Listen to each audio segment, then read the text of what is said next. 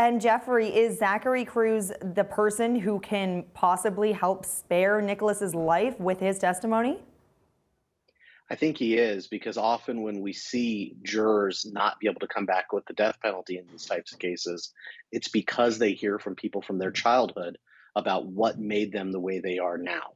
Because criminals are not born, evil is not born, it is bred, it is made. Things happen in people's lives, they develop and they change.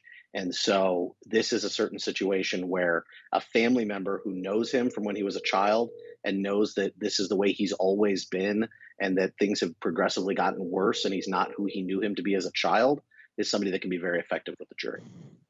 Interesting point. Let's listen into an earlier defense case witness, Dr. Frederick Kravitz. Here he mentions Zach's behavior with Nikolas and also how Linda Cruz, their mother, handled the situation. Right, and of course, very different outcomes here in terms of how their life has played out.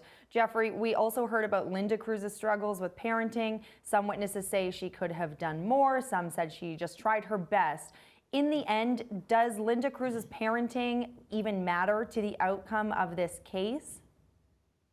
Well, it certainly should in this context when we're talking about sentencing, right? Because sentencing can either be aggravated or mitigated.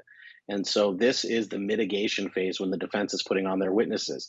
They're doing things that are going to make the thing look better for their client, even though they're guilty, versus aggravation that makes it look worse. And so when you talk about their upbringing and you talk about their parent, you saw the expert. He was quick to say that she had a hard job. These kids were tough. But that being said, you don't have to vilify her to show that the way that she parented this kid led to the man sitting in front of the jury that the state is trying to put to death. And that is something that we come to grips with when we deal with the death penalty phase in criminal cases. We deal with the fact that, again, people are not born evil, they are made that way. People are bred into what they become as adults, whether that's good, bad, or in the middle. And so showing his upbringing and showing the faults and the shortcomings of his mother as a parent is incredibly important to the defense here.